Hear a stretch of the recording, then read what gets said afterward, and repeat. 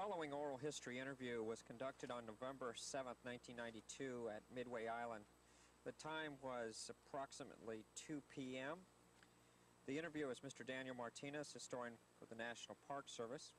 This is an oral history project in a cooperative effort with the United States Navy, ComNav Base Pearl Harbor, Barbers Point Naval Air Station, the State of Hawaii Historic Preservation Division, and the National Park Service.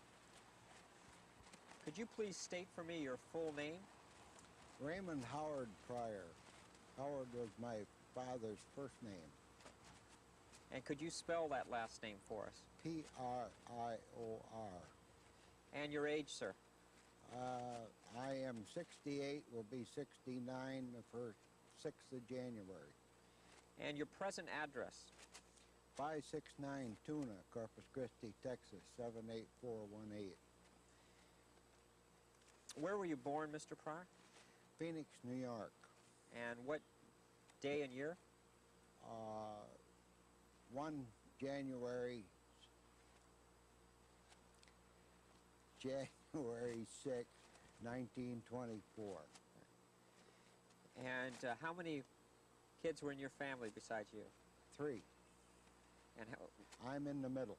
and Right. 2 sisters or 2 brothers? 2 sisters. 2 sisters. Your mom and dad, were they always with you while you were growing up? No, my dad left when we were 4.5 years old. My older sister and I, and then my younger sister was born. So we lived in New York City, and my mother had to go back into northern New York on the home farm and take her children, and that's where I was raised. So you were raised in New York City, is that correct? Northern New York, on the Northern farm. New York, on the farm. Yeah. So you were a farm boy. Did you like the farm? Yeah, very much. What did you like most about it? Freedom. The relation held it against my mother because she came home with her children. And they made us kids work, my older sister and I. We had to pay for our own from the time we were 5 years old. And I never really got over that, how anybody could be like that. And even when my mother passed away about 5, 6 years ago, and I had to settle the estate, and those people were there and wouldn't let me take anything out of the house.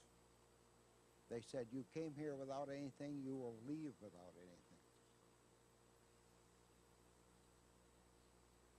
It's pretty rough.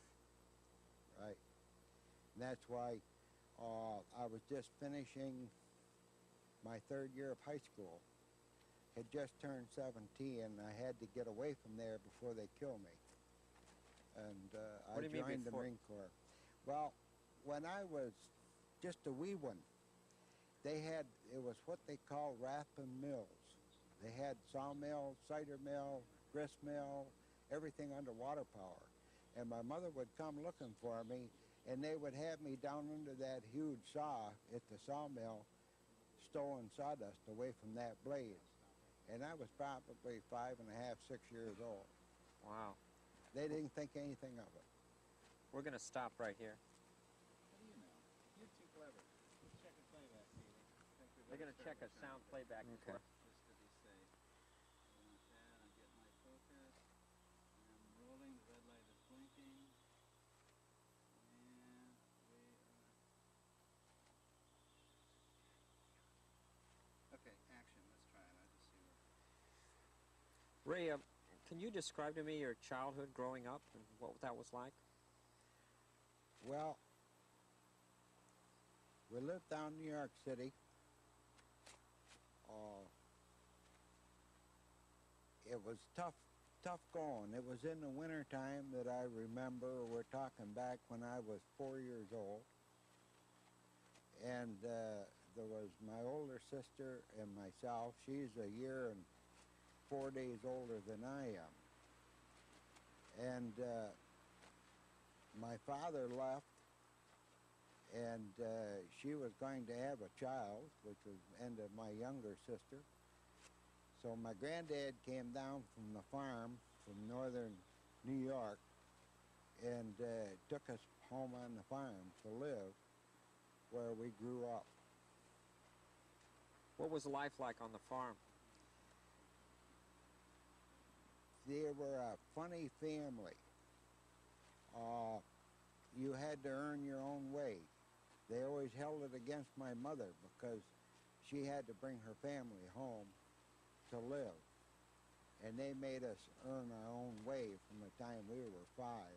They would find something for us to do. What side of the family was this? This was my mother's side of the family. Did you like the farm? The farm was great. It gave you a lot of freedom, and it was very educational for the way you were raised, yes. Did you always like it, or did it come to a point where you thought you had to leave? The older you got, the more jobs they had for you, the heavier jobs. When I was 9 years old, my first year's payment was a new pair of boots. You got approximately 50 cents worth of stuff for Christmas. They made it known all the time that you weren't really welcome. How would your mother endure all of this? It was shortly after that my grandfather passed away, and then my grandmother had a stroke, so my mother had to stay on the farm and take care of my grandmother. And per that, we were taken care of with room and board. But I had my cows that had to be milked night and morning.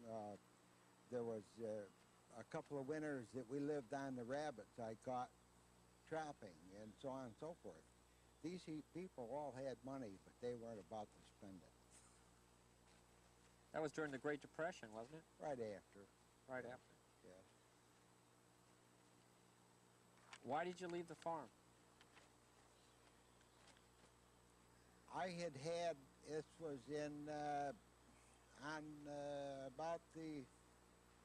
must have been about the beginning of my 17th birthday, and I had pneumonia. And that was my 3rd year of high school, and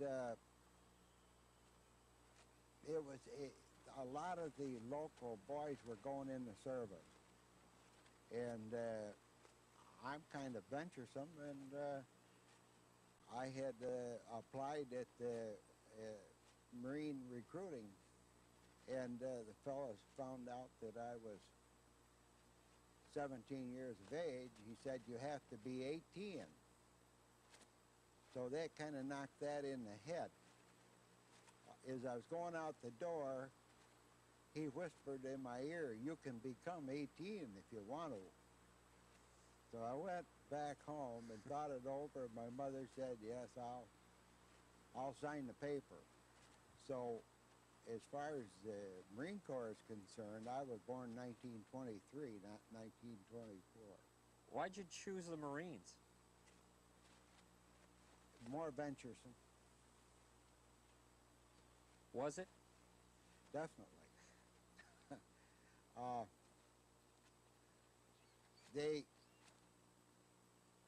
Being that young and being from the farm and not from the city where you didn't have the expertise,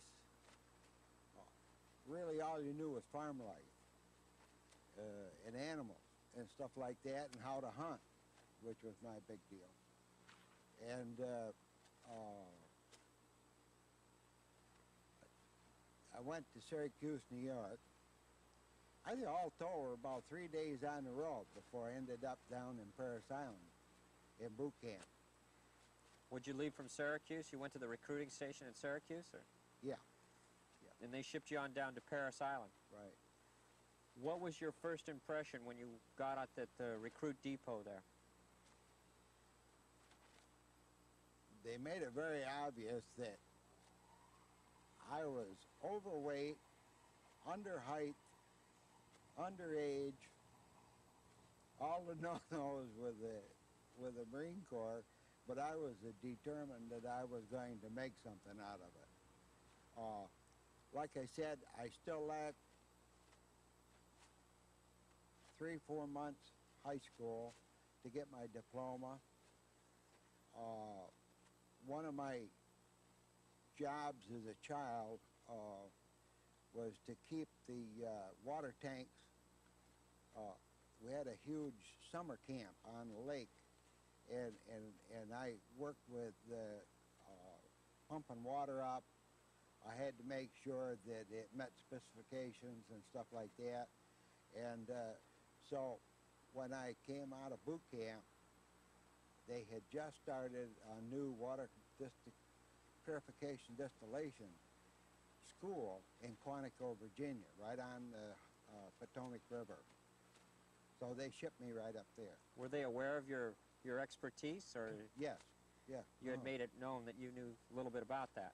Yeah, right. And they worked great. It was a brand new school, and while we were learning this, we tested the first Briggs Stratton Clinton engine water pumps, the whole bit, Tecumseh, for the federal government at the same time. So how long did this school last?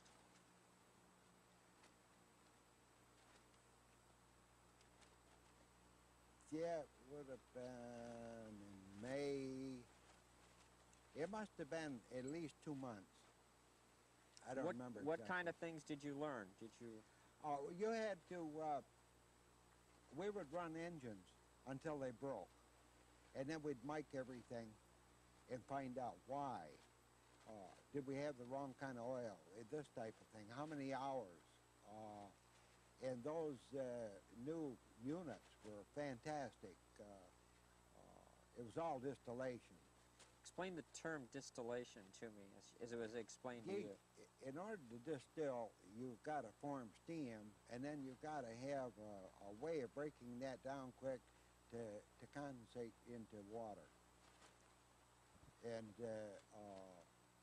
they worked real well. Matter of fact, I've never seen one since. Is that right? Yeah. Now, is this the same piece of machinery that could turn salt water into fresh water, or entirely different? We would use brackish water wherever possible. In other words, they had that school set up so, like with this island, they knew that they had brackish water.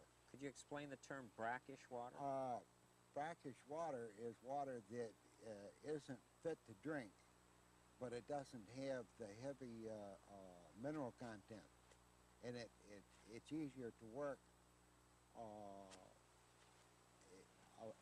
It's not as expensive either. So it's a little bit easier to break down with this machinery. Right, right.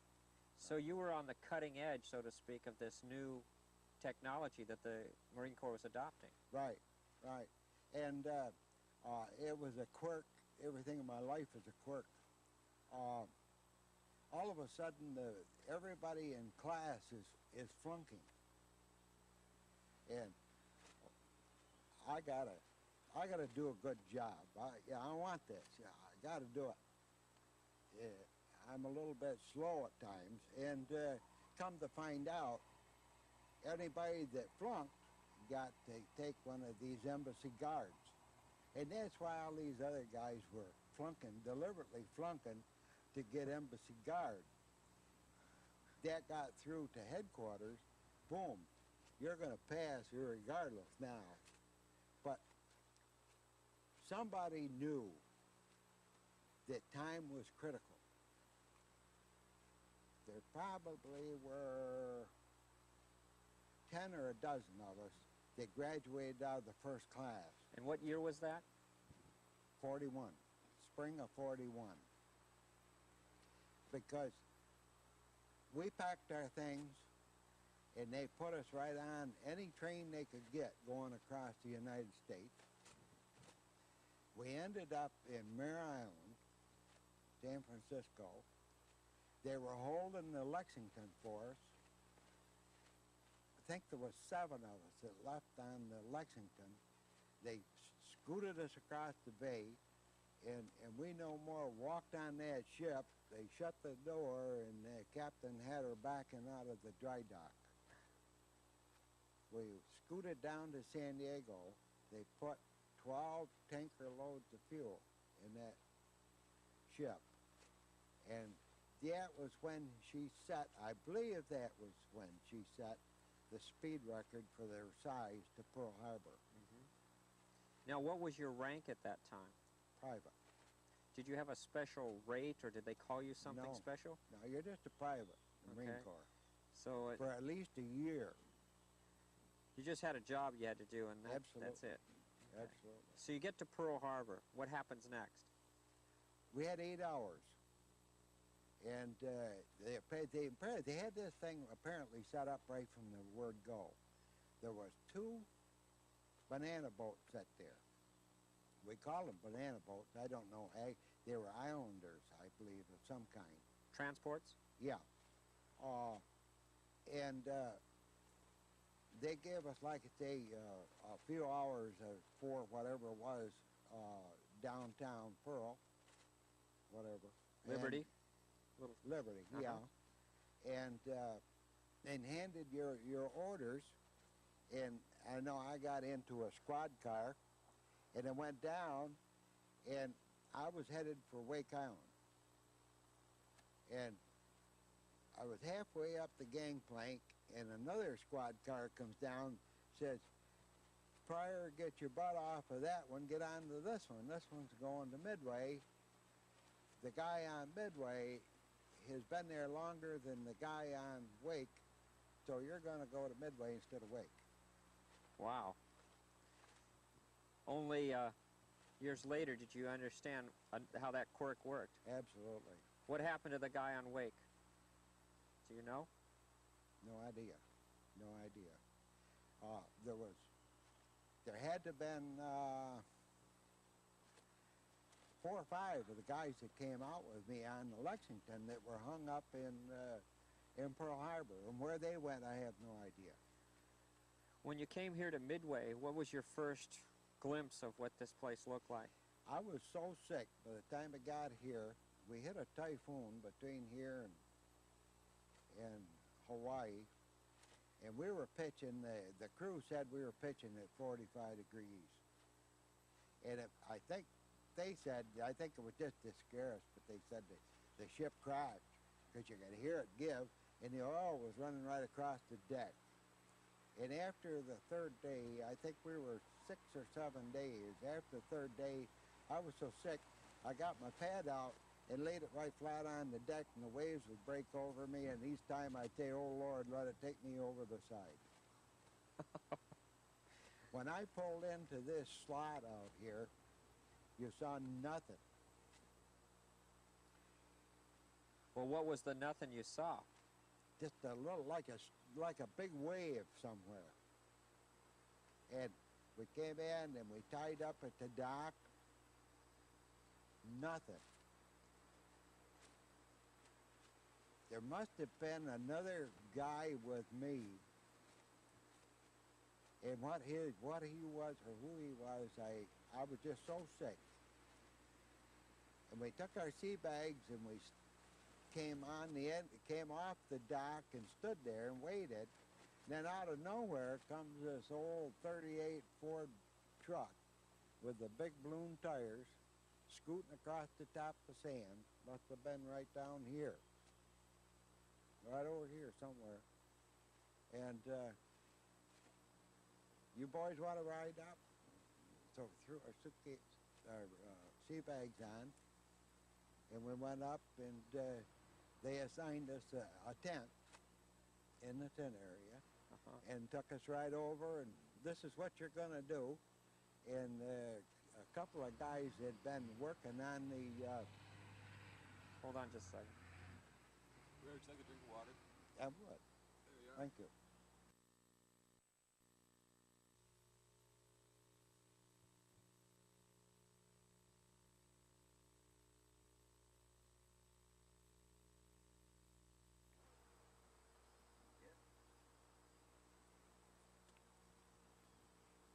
Well, let's take it up where this truck comes up, this 38 truck comes up and picks you up. Where did it take you? We went up to the tent area, had a chance to check with what was going on up there. Our duties were lined out per the experience in the school. We knew what we were up against. This is an old-fashioned outfit. It looked like just like the engine from an old type train. About the same principle. And their request for water wasn't that big because there wasn't very many men here. Well, what was an average request for water? I mean talking about demand. When the cooks are going to cook, they want more water. It's this type of thing. How much water could this thing produce a day? Yeah, I wouldn't be able to tell. I'd be guessing. Well, go ahead. If I said, you know. The big gist of the thing was it operated good, but you had to shut down periodically every so many hours. Out here with the heat and everything, it worked on the principle of crackdown. In other words, the chemicals in this brackish water would collect on the inside of the boilers. You had to superheat the thing with this old machine, and if any time it might blow up, then all of a sudden you had to shut her down and shoot the coldest water, and so what have you got? 60-degree water's got to be cold, and you shoot her in there, and she bang, bang, bang, bang, you know, and then pull the door quick, drag all this junk out of there, and then start all over again, and that was the principle of the whole machine. They didn't let anybody waste water.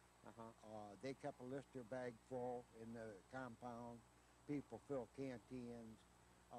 You didn't have any refrigeration in those days, so nobody knew what cold stuff was anyway. Did you have catch basins over here too? Wake Island had catch basins so they could catch rainwater and drain it. Did you have any of that here? Apparently they had a well right near the tent area up there that this water came from. Yeah.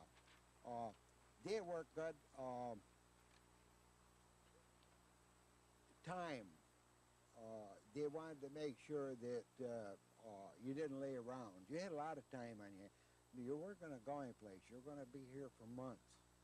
And this minister, whoever, had a little shack over near the Claxon, and you could check out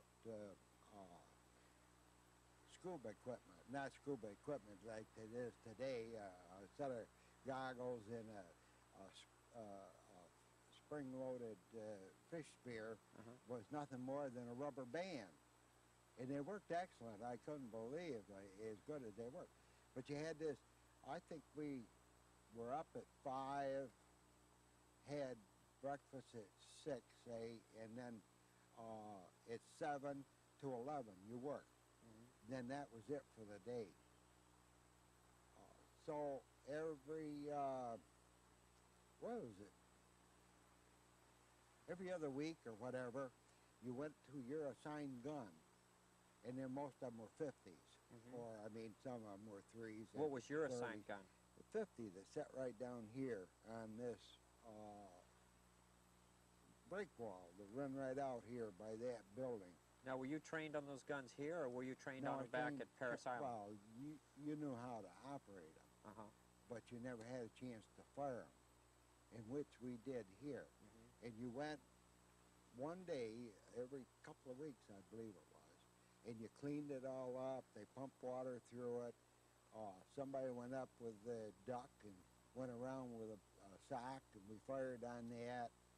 And then you buttoned up everything, covered it up, and went back, and that was it until the next time. So this was interesting and short-lived because then the typhoon come in November. What was that like?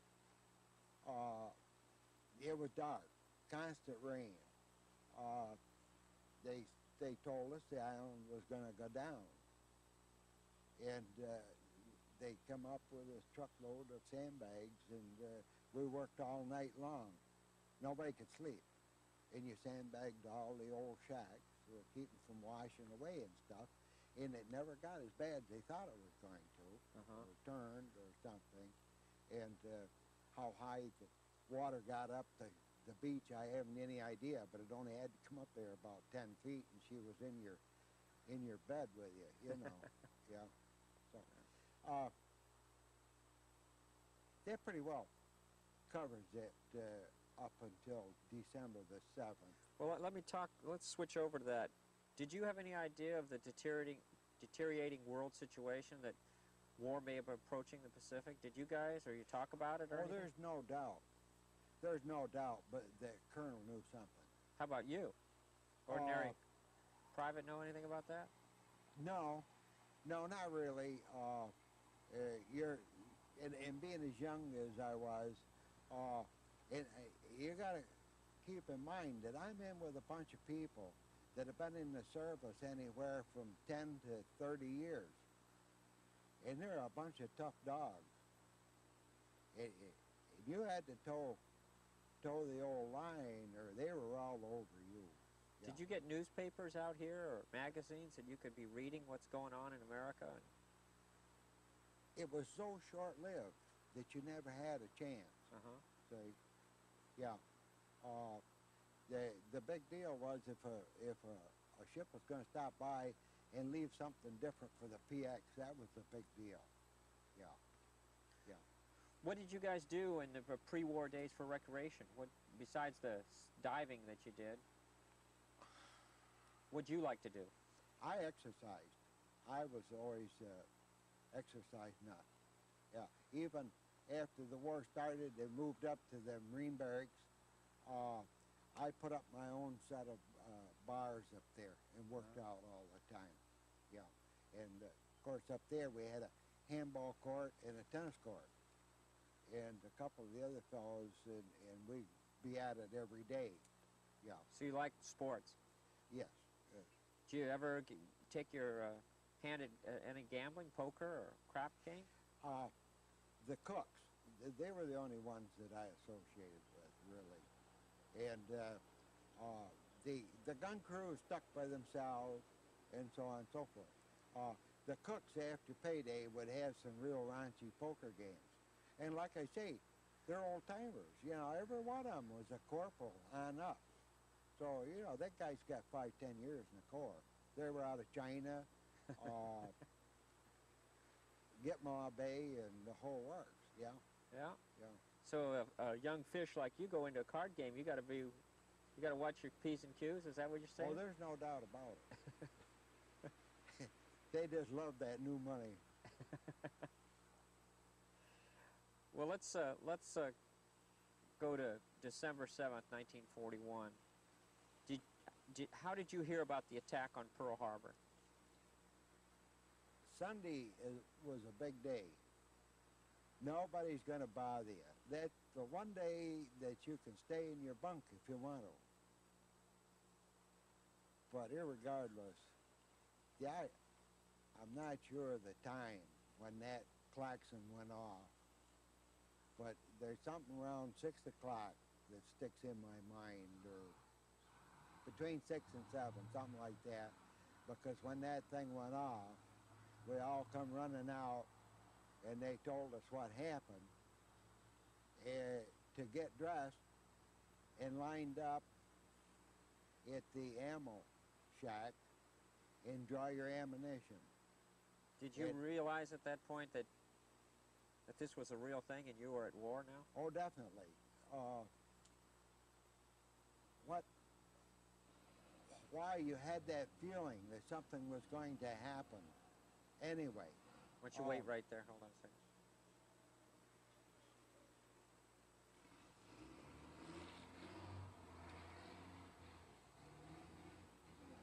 Line her over when the sun comes out again. Okay, Sam. Peter? Okay. I'll repeat the question. when this truck gets out of here. Where was that klaxon at anyway? In the tent city area, or? Yeah. Was it one of those hand? Right by the Lister bag. Was it one of those hand crate klaxons? Yeah. Big old devil. Yeah. All right, let's go back to the question of, there was no doubt in your mind that we were at war with Japan then. Yeah, I think it was more confusion than anything. You're well trained. You can defend yourself. Myself, I'm just out of boot camp. I can lick my weight in lions. Nothing phases you. You know, you're young. And how old were you then on December 17. 17. Yeah. And we drew our ammunition, and then they gave us our orders right then. All the gun companies went right through their guns, checked them out, drew extra ammunition, were ready to fire. My being in the distillation plant was in headquarters, attached to headquarters. And this Master Tech Sergeant Ostrom, I believe his name was, and he was made Sergeant of the Guard. There was two of us that were on guard. They pointed out the point up there to down here at the breakwater. The two guards and the cooks, bakers, whatever, I don't know, there was 8 or 10 of them. And that was our area. You defend that now with your life, you know, the whole 9 yards. So, fine. Now, we got to have a guard on the dock, because that's where the fuel line goes from there to the tank. And we can't have any sabotage there because we've got these civilians in here. We don't know what the situation is. So this other fellow, I don't even know who it was, had the duty, guard duty, and I was to go on at 10 o'clock. 10 o'clock? 10 that evening, Uh-huh. p.m. And there were 2 bunks in the guard tent. The guard tent sat right next to the road. That's the first thing he came to when he got to the camp up there. And across the road from that is, in the old pictures, is the flagpole. And it got chilly at night, and you took your blanket with you, and you went over, and you had a cot there.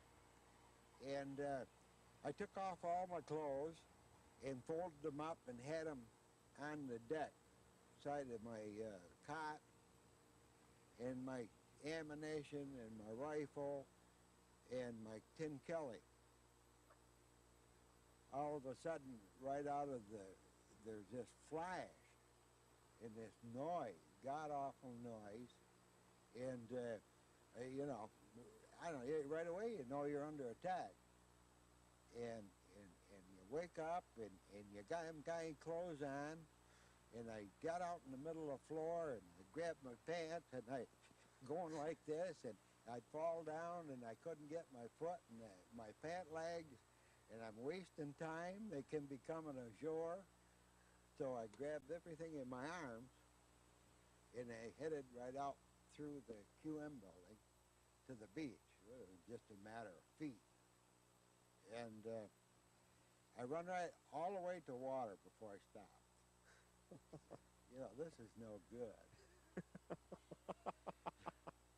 I come back about halfway up the beach, and these freight trains are coming over your head. They're the most god-awful thing there ever was, those shells, when they're that close.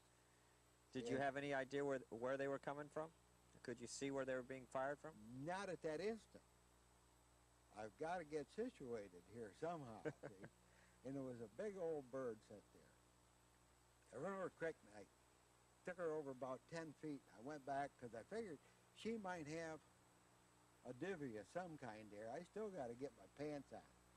I got my pants on, and these crazy cooks come up on the upper part of the shore, and one of them screams, "Landing party," and he shot at me. And that slug went past my ear, and that's all it took. And somewhere between right here in that corner up there, I managed to get my shirt on and those bandoliers of ammunition strung around me, my belt. And that's when I got in trouble, when I hit the road. That's when the shells started hitting in here. And how'd you get the cooks from stop firing at you? I didn't care what happened to them. I just got away from them because my gun was here. Yeah. Well, then when they started blistering this place, there was no way I was going to, I didn't know but what they were dropping them right in here, too, on the ground. So I said, I'll go around the other side of the building and get on the hangar with those boys. And then they put one right down through the center of that thing. And they're climbing off of there. I says, what the hell am I going to do now? And I remembered the other one by the Pan Am building. And I went over there. And I couldn't even tell you a guy's name. But anyway, long story short. Seems like you were running around quite a bit. Well, it seems like everybody was shooting at me, everywhere I went. Geez, I don't know how big those shells were off those ships, but it was just like throwing that building right through the air, as far as I was concerned. Now, the building right behind us is the powerhouse building. Do you have a story about that powerhouse building? Well, just as I got down here, this shell come over, and they had just finished that brand new laundry there. And this shell apparently glanced right off of that roof. You could see afterwards where it indented the roof. And then it went right up in one of the windows. And now this is a story that's pieced together because now all of a sudden there's this huge explosions here, which they were going constantly, back and forth. And here comes a guy out of the dark, and I ought to go back, and before I get to here was when, just before the cook shot at me, they turned the searchlight on that ship out there. And it was probably the most beautiful thing I ever saw, because here's this ship outline, and all of a sudden this bow goes right up in the air and come down, and there's people running all over the decks, and there's tracer fire going into them. It was just like sticking a stick into a beehive. And then they apparently, you could see the tracers coming back, and they must have hit the searchlight, and the searchlight went out. Then everything was dark again. So then I came down, the cook shot at me. I came down here, and this fella went by me going the other way. He was talking a mile a minute. He didn't know where he was, what he was doing, or anything else. Like, gee, that's weird. But now anything can happen now. And so what had happened, apparently, the shell glanced off the roof of the laundry. And the way the story went, he was up in the CP. He was a runner. And when that shell went in one of the far windows and exploded, it took the pack right off his back, and he went right out, and he landed down here. And when that shell went off, these sailors running this powerhouse must have been right by the door, because they started to run, and he come right down on top of them. I don't know. Had he gone out the second story? Yeah, blew him right out the window. And he landed on the sailors running out? Going that way, yeah. And he was shell shot, and I don't know who it was, right? Because everything just shut right down after that, you know. And we were exceptionally busy. Well, anyway, I got on that gun over there and I stayed all night, and it come daylight. Geez, I got to get back up there, you know. I don't know whether anything's left or anything else. And I come bustling into the guard tent, and Mr. Ostrom is there, and he says, where'd you come from? I says, well, I just come up the road. He said, you deserted your post last night. He says, you will be shot at 8 o'clock tomorrow morning. I said, oh, my Lord, what more could happen to it? And that, of course, in the Marine Corps, in those days, that was one of the first things you were taught, is how to stand the firing squad. Tie that man up, take his ammunition and his rifle. These guys looked at me, and I was on a gun position over here all night. I couldn't get on mine down here. Of course, he didn't know I'd been assigned to that one. So he got on the phone. He called him up over there. He says, yeah. Tie that man up, take his ammunition and his rifle. These guys looked at me, and I was on a gun position over here all night. I couldn't get on mine down here. Of course, he didn't know I'd been assigned to that one. So he got on the phone. He called him up over there. He says, yeah, Pryor was here all night. Oh. Well, he says, I'll tell you what. He said, I'll let you get out of this. He said, they were there. But he said, I got to have 2 men to sew up the bodies. We got 3 bodies that got to be sewed up because we're going to have a burial.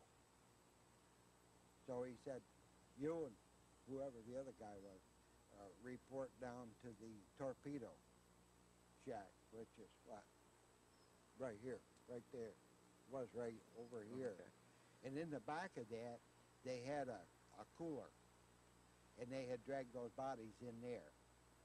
So this other guy and I come down, and the sailors brought out a bunch of canvas, and they always had those big old needles and string, and they showed us how to cut the canvas big enough to double over a body, and they guessed at the weight. They said, we want to be sure. They had these lead pigs, and you just laid the body on the canvas and kept piling them up until you figure you had more lead than body, and then we overhand stitched it. And then they took them in the old truck down to pier, and they put them on the tugboat that we used to take the garbage out with. And then we had to scoop back up. It was other guy that was on guard with me, and get our rifles. We come back down with a bugler, and then while they take them out the channel right out there, we give a firing squad, 3 of us, I believe it was, and the bugler. And we stood there while they dumped them over. Had you ever seen a dead body before? No, I don't believe it. I don't believe it. No. Did that bother you, sewing those bodies up? I was so rattled by then that nothing fazed me, really. It's just something that you shut out of your mind anyway, you know. But then maybe it was good training. I was in the Guadalcanal a few years later, and they had a pile of probably 300 Japanese there and wanted to dispose of them quick. They dumped aviation gas onto them and touched them off, and that wasn't so much a sight as it was a smell. So, you know, so maybe that kind of helped along the way, too, yeah. So this was December 8th. A lot happened. December the 8th. Did you get did that get you out of harm's way with that officer after you did all that? The old gun, sergeant. Old yeah. sergeant? Yeah, it was master tech sergeant, yeah. I never saw him again after that. because they got a hold of the contractors and said, now we have got to get that barracks finished up there. And it was just a matter of days. And we went right up there, and now we did away with water. They furnished it from here, was piped all the way up to the new barracks. And went right in, and it was just exactly like the ones that are over there by the barracks where we're staying now. Two 16-horse heaters. So you were working on the new equipment now? Yeah. Was your equipment that you had worked on prior to that, was that damaged at all during the firing of December 7th, the evening of December 7th? No. No damage? Everything come right over top of it. Okay. Yeah. So now you're working out of the new barracks. Right.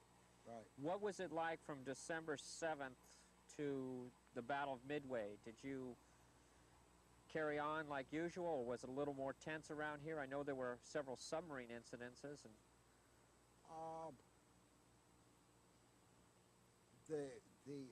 the doorway, double doors to I call it the powerhouse, where the boilers were and stuff. They had put 4 tar barrels high, and then had gone in the front of them with sandbags to protect, to shut off any light that might come out of the door, because we operated 24 hours a day. There were 3 of them. And if somebody accidentally opened the door, that light wouldn't go out because that building sat there facing the shore. And anything on around here, we were always sitting up on top of that parapet watching what was going on. We used to sit up there and watch the boats come up. What, the Japanese submarines? Submarines, yeah. Sit there and watch them. That got to be old shoe after a while, and wishing they would hit the island, but never did happen.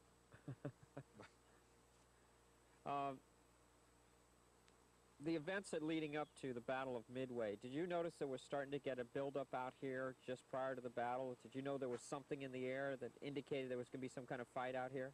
Oh, definitely. You want to tell me about that? It would come, well, it would... Hold.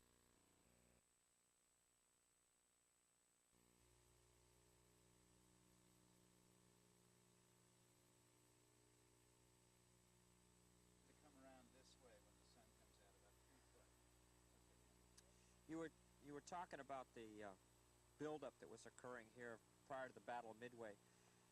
One of the units that came in was the Raider unit. You want to tell me a little bit about that unit? They had to have a lot of firepower on the island. There was no doubt about that. If they got ashore, I forget how many days it was before the big Battle of Midway that the order come out to go through all your personals. Don't have anything. And per being associated with headquarters, excuse me, you didn't have any duties to perform except fight for your life. And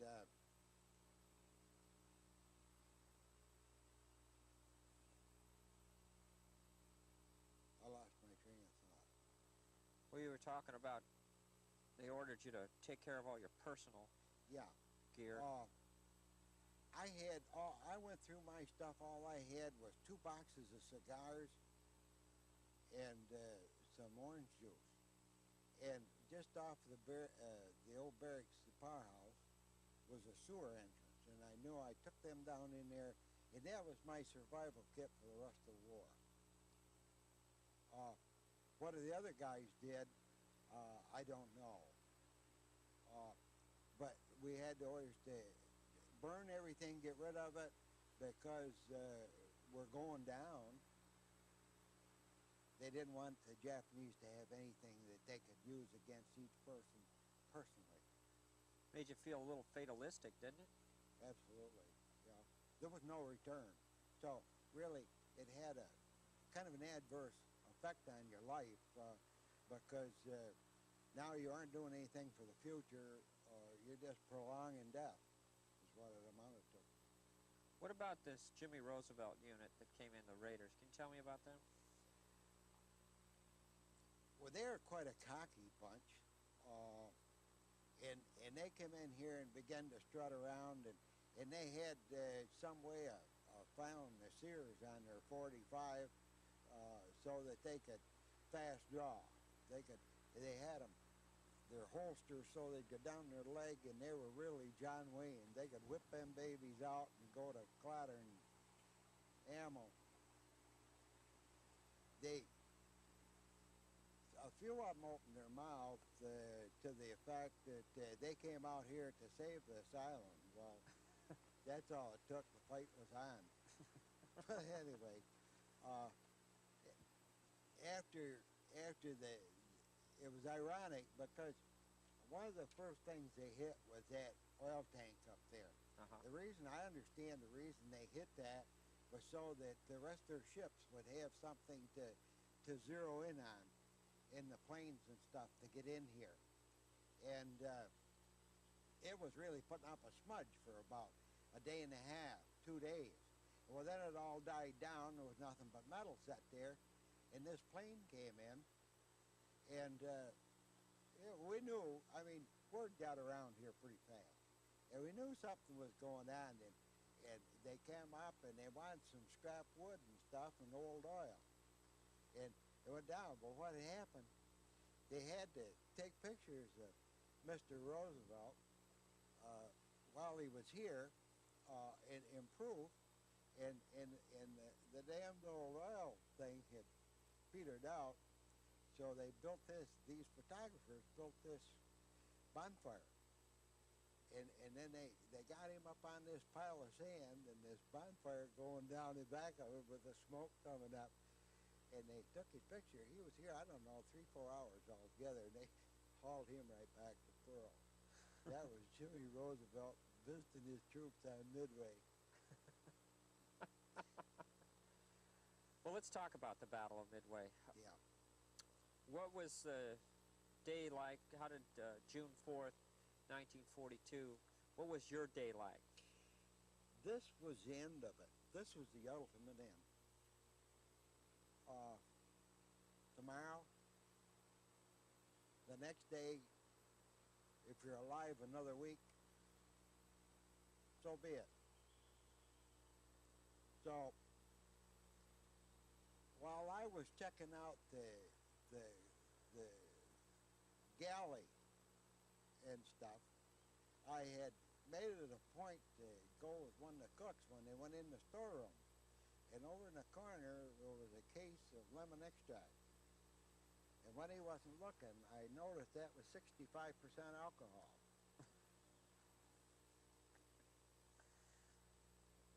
So,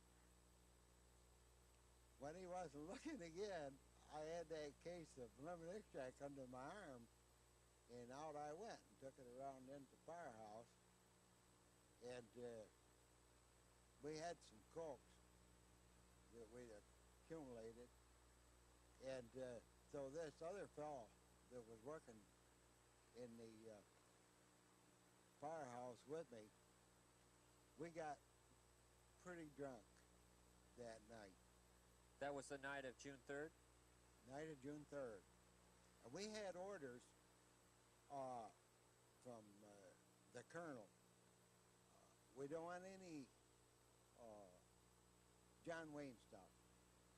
Nobody get out and start shooting rifles.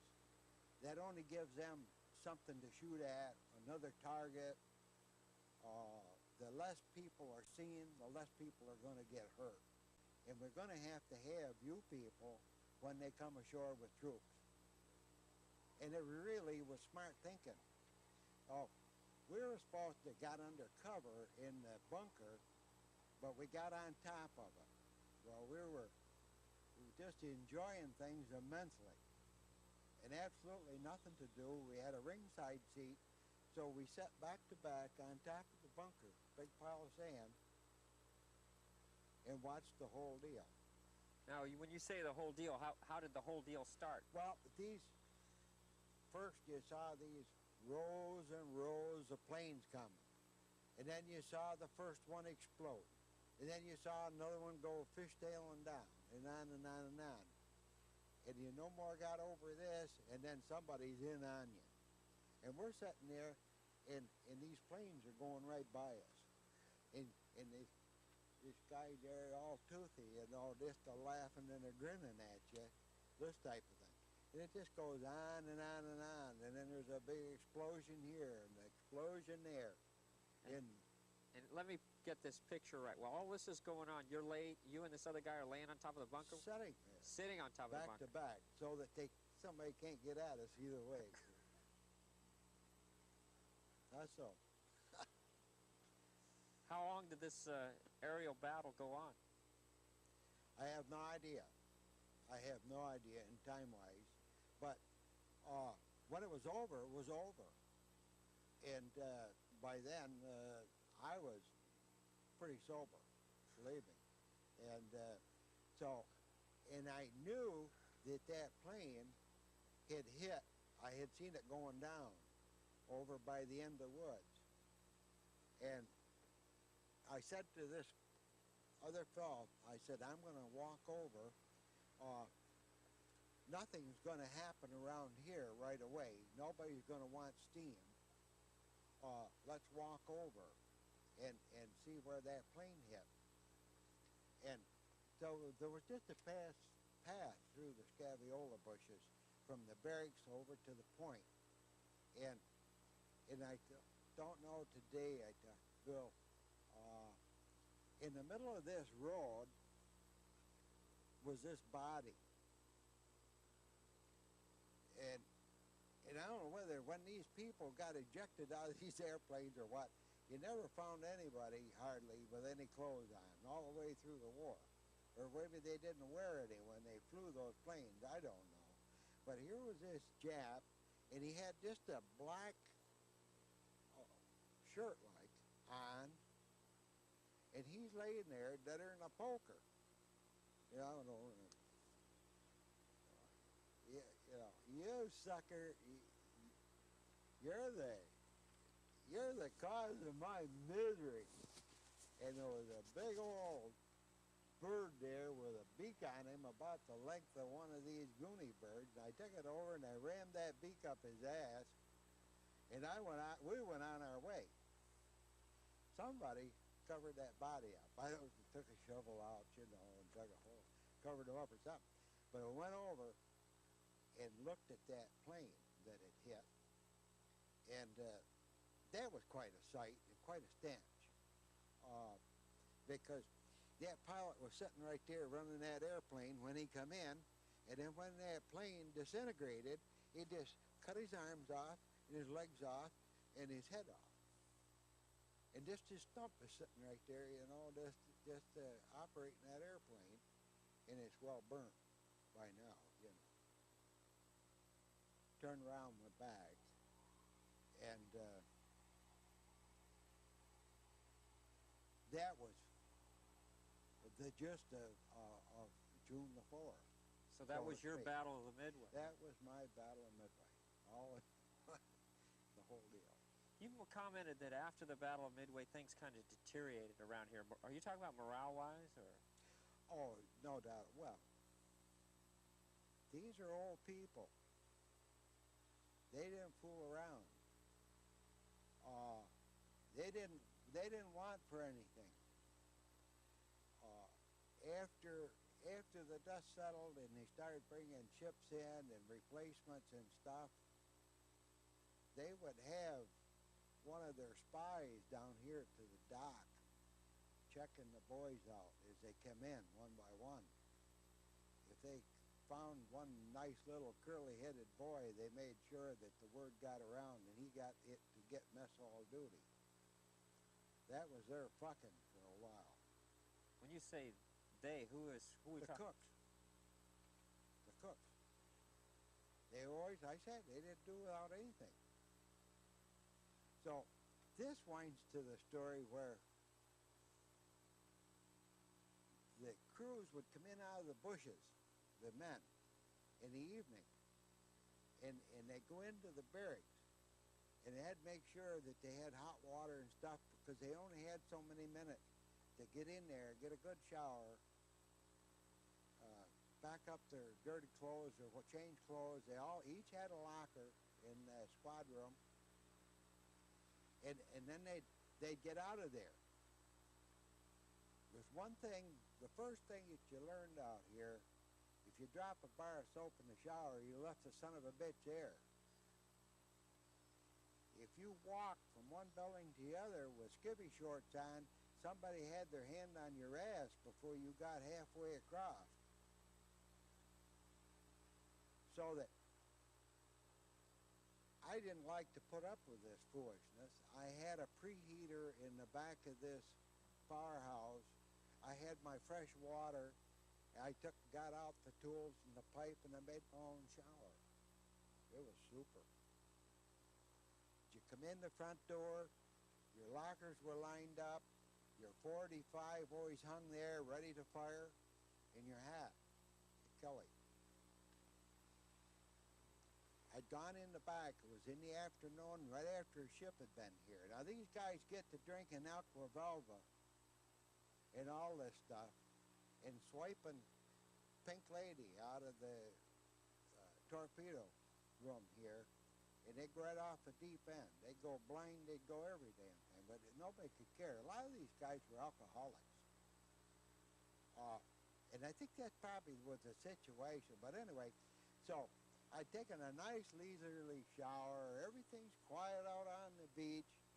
And I'm in there and I'm toweling myself off. And all of a sudden somebody's got their hand between my legs. He reached through and grabbed my nuts from the back. Well, I felt like they were stretched out about a foot. They probably were. Bent me right over. I had my eye on you for some time, you son of a bitch. Now you're going to get it. I said, get up. Okay, you or nobody else going to ever put it to me. Ha ha ha ha ha. Try to make a move. And I could tell that he was drunk. I could smell it. Whatever he'd been drinking, God knows. And I could tell he was unzipping his pants or unbuttoning them with buttons those days. And I said, here you go, Pryor. You might have to go through what little life you got left without any nuts, but that's the way you're going to go. And I pitched into the pit in front of the boilers, which was all fuel oil and stuff where it went in there. He had let me go. And of course, he was out the door. I went in the back and redid my shower, put on a fresh set of khaki and strapped on my 45, and I started hunting. And I hunted for a day and a half, never did find out any inkling of who the hell it was. What would you have done if you'd have caught him? Well, I'd have gut shot him. I wouldn't have given the satisfaction between him shooting between the eyes. No, I'd have gut shot him. Either that or right through the nuts, one or the other. How come you couldn't go to the officers about this? They never saw an officer. The guy that was in charge, he was an Indian. He was a corporal. And maybe we'd see him once a week. No, you did your own stuff. Yeah, I don't know what they did. I have no idea. You didn't ask. As a private, you didn't ask. Yeah.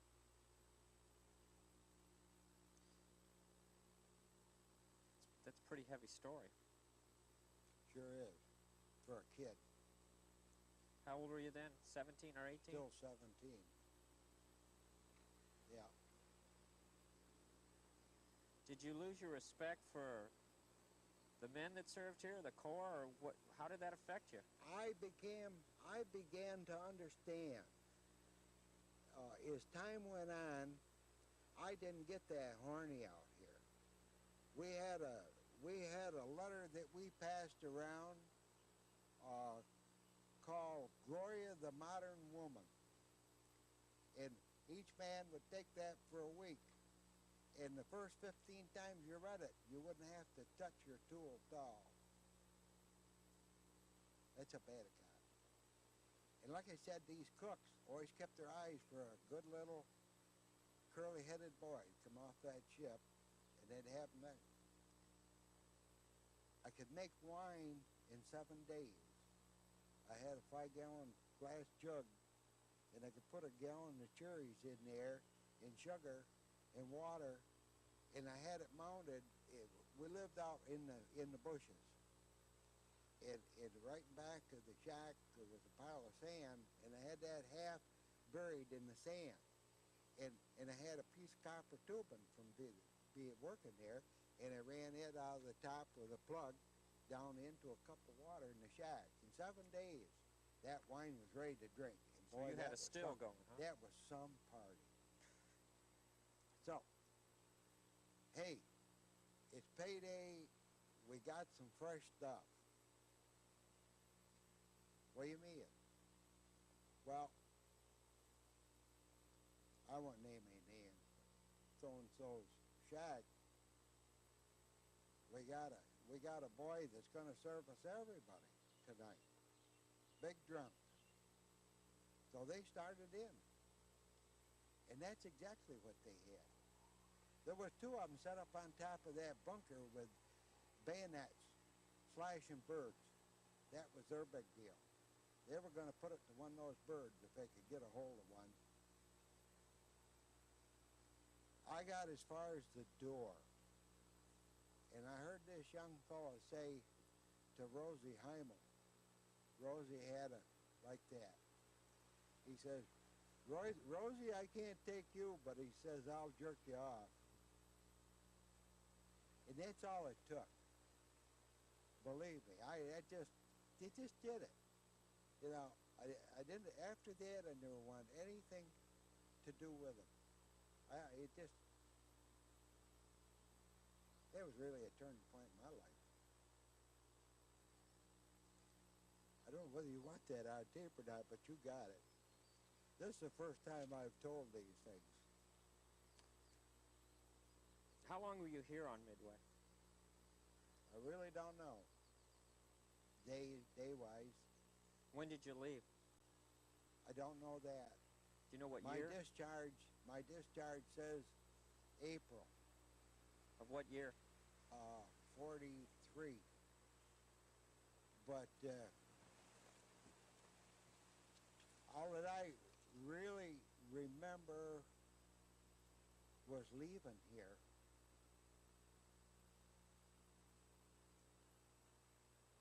Your replacements here. Everybody had left that I knew. Your replacements here. Load up and get out. I strapped on my 45. I had 4 bandoliers of, I can see it today, 4 bandoliers of ammunition for my rifle, tin Kelly, pit helmet, and what clothes I had left. And I had acquired that machine gun by then. And I had dismantled that and put it in another sea bag and some rags and stuff around it. And down the road I come, and I was at the dock. Because when a ship come in here, man, you're on that baby and you're gone. They don't fool here because they don't want to get caught going out that channel. Yeah. You didn't realize what they did, the higher-ups. You're on with a bunch of guys, I don't know where in the hell they were from, but they were just as bad a shape. We pulled into Pearl Harbor, and they kept us way out of the harbor. And somebody says, look there's a woman. And hell, the ship went right over, just like that. Then they moved us down to this dock, and they started taking on pineapple and pineapple juice. And they couldn't nobody even get near that gate to get off that sucker. And all of a sudden, boom, we're out of there and headed for the States. We pulled in, and when we went under that Golden Gate Bridge, probably we docked, and they had guards. And they put us on these trucks, covered trucks. And they took us to the freight station, made us stack arms in the middle of the place. We stood there, prayed rest for probably a half hour. They backed this train in, and they had 2 cattle cars onto it. And some other, they put us in there and had guards on both ends of the damn cars. We couldn't leave our cars. And we got 45s, ammunition. We're ready to start a war as soon as anybody said anything to us. Well, I don't quite understand. Why were they treating you like this? We don't know. We're crazy, I imagine. So then they take us to San Diego. We got the same treatment there, from there to Camp Miramar. And they took us into a big room and said, all right, you guys, this stuff is wore out. You got to have some new. Go into the next room, and we're going to issue some new clothes and stuff. Just stack your stuff up here. We did. We threw it all in the middle of the room, except I wasn't going to part with that old machine gun. And I put it on the chair side there. And I went in and I got my clothes. And another guy, go over here, and they handed you a Liberty sheet. Well, how do we get out of here? Well, hell, you didn't see any gate out there, did you? There's just that one barbed wire fence that fire. Well, you can walk over that, can't you? And that's what they did with us, turned us loose on the public.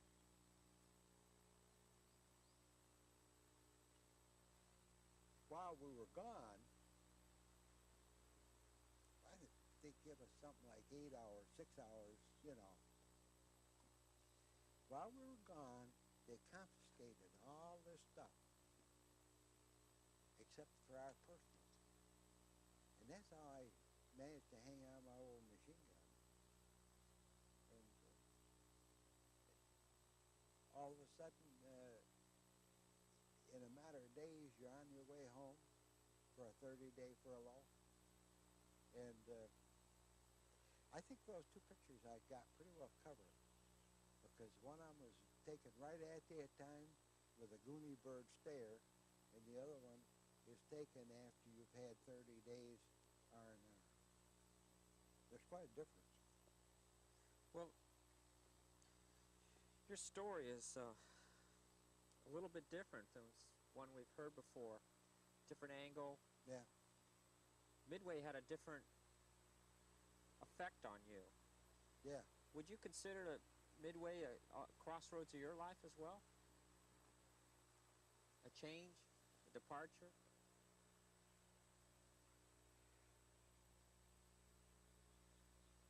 Let me put it this way, and I've done a lot of thinking about this over the last 50 years, believe me. It definitely, it not only affected me, but it affected all these boys, because I have talked to several of them that have been to reunions and now are dead, etc., etc. And the majority of the fellows from the 6th Defense Battalion that were here like I was, and then you went back to the States, and then all of a sudden it dawned on to you, let's put it this way, you came out of the service, I'm sick to death.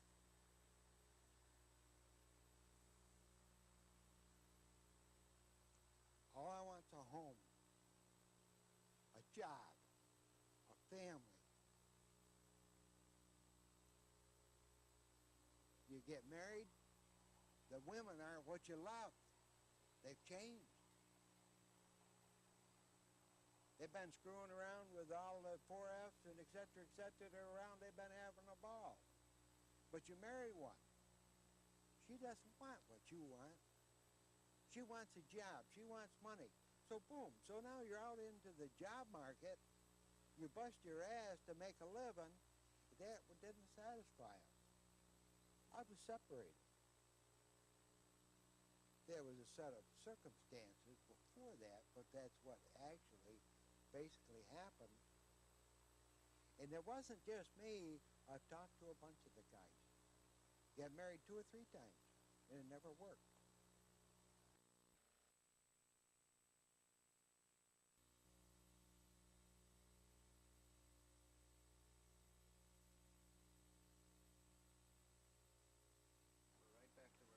Okay, let's pick up.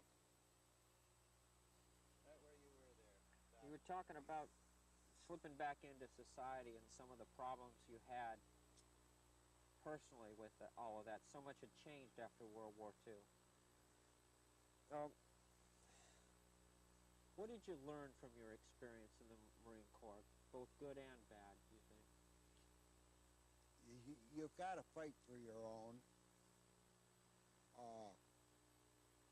I had an adverse effect in California. It stuck with me the rest of my life, and this goes along with everything else.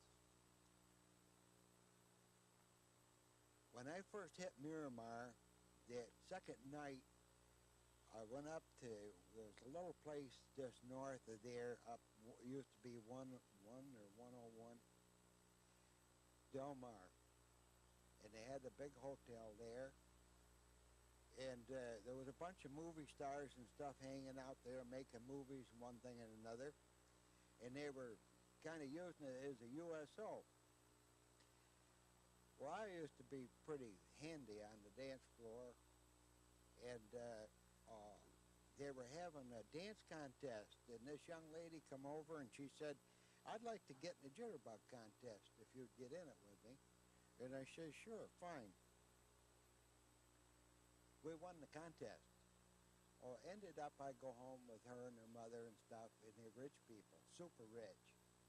Some of the old family out of San Francisco. Didn't know how much money they had, they didn't care. As long as it just kept rolling in.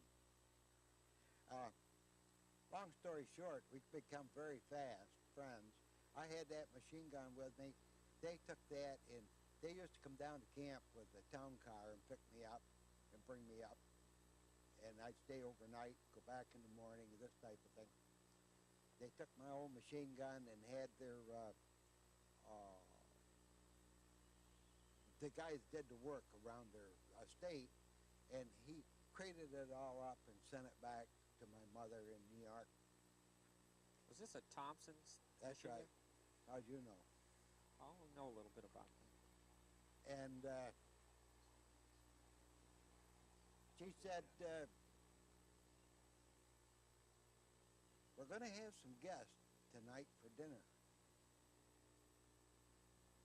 And fine, because there was always somebody, irregardless of whether my uniform hung on the wall or whether it was a colonel, admiral, or general, and everybody went first name. And there was 3 men came to dinner. The 5 of us, Bill, Marge, and these 3 guys, and myself, 6, at the dinner table. We ate dinner. This one fellow says, "You know, we got to get him out of the state of California." I didn't know who they were talking about. Then kind of worked out. What's his name was governor of California? Earl Warren? Earl Warren. And he had done something to the rich, and they didn't want him around. And old Bill says, "What's it going to cost us?" And this guy said, $250,000 apiece. The 4 of them each wrote out a check, $250,000. One guy picked it up, put it in a briefcase, and they left. I left in '44 after I got retrained and went back to Guadalcanal, this type of thing, and it wasn't long after that. Earl Warren was made Chief Justice of the United States. He had had one hell of an effect on me. Well, what was that? That stuck with me ever since with these political people. They bought him. They got him for $1 million. They got him out of California and into Washington. Just as simple as that. And that didn't bother those people one iota writing that check. We used to sit at the dinner table at night, and I got a letter from the lawyers today. We've got two $60,000 decisions and a $40,000 decision to make tonight. And they've got the option of Coin Products, Montgomery Ward, Sears and Roebuck, or let's just talk this over. And 3 or 4 of us at the dinner table at night would make a decision where that anywhere from $20,000 to $100,000 would go. That's the way the rich operate. Would it be fair to say that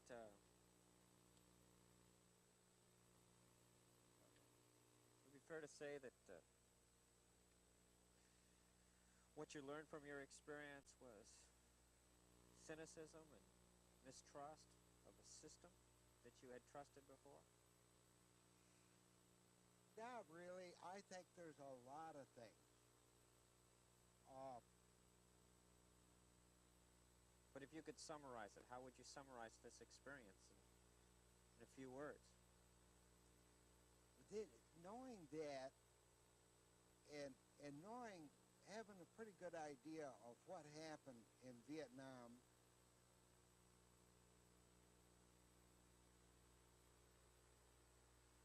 I put my 34 years in the telephone company.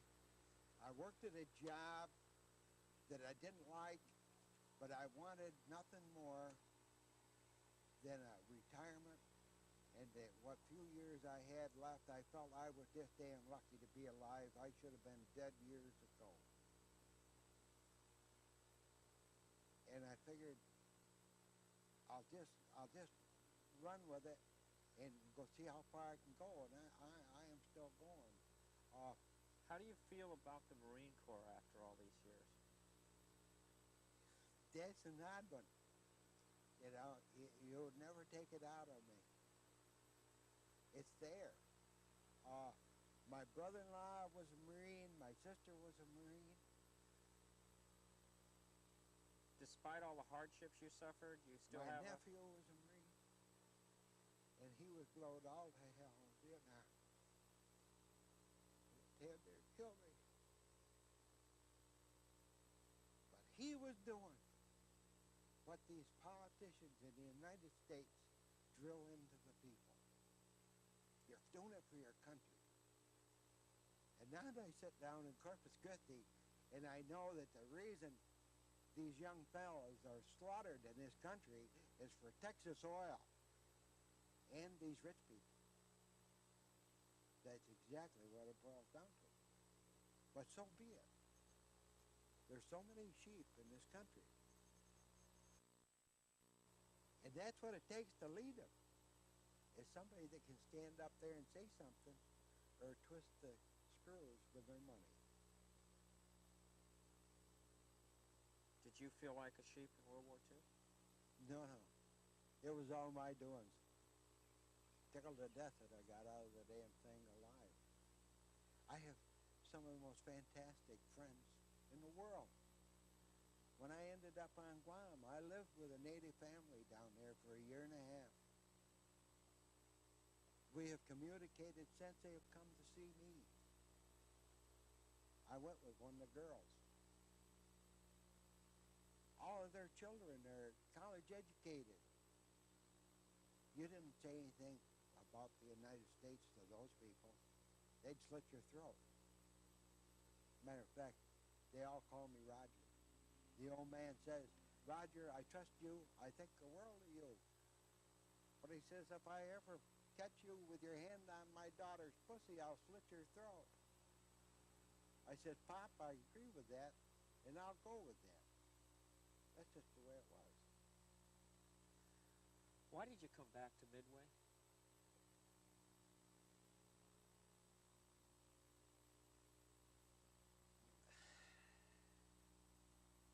I had nobody to talk to for the last 40-odd years. Nobody understood what you were talking about. So I stuck with the job. I worked all the hours I could. I made all the money I could. I built up a retirement. I went to Corpus Christi. I had a son. I put him through college. as far as I know, let me put it this way, as far as I know, I'm beholden to nobody.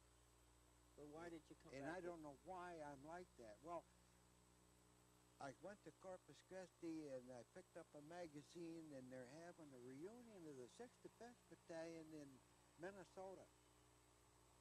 It can't be. Those guys are all dead. I'm the only one's alive. I was a baby. Come to find out, there's a whole bunch of them. These are my brothers. I never had a brother. I always wanted a brother. My life has turned around. I'm an entirely different person than what I was a few years ago. Did this reunion of these brothers have such a profound effect that I'm ready to die. You got to go into that museum and see that gun of mine displayed in that museum in San Diego. One of the highest points of my life. I've accomplished something now. So this caps it off. And I tell all of the people I associate with, if I die tomorrow, don't worry about it. My life is fulfilled. and that's what coming back to Midway means to you? Absolutely. Absolutely. Despite all the hard things that happened to you here? There used to be quite a saying about that. One arm was so long, so soon, so long, so young, so soon, so old. And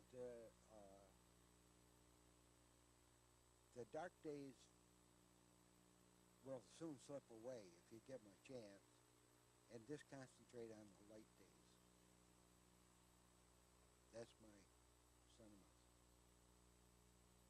I am back in the Marine Corps in Corpus Christi. I'm the chaplain.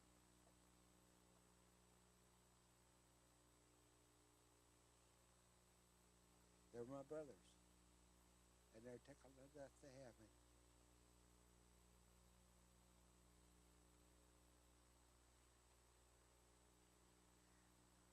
Thank you, Ray. I think that'll do it. That's it for me.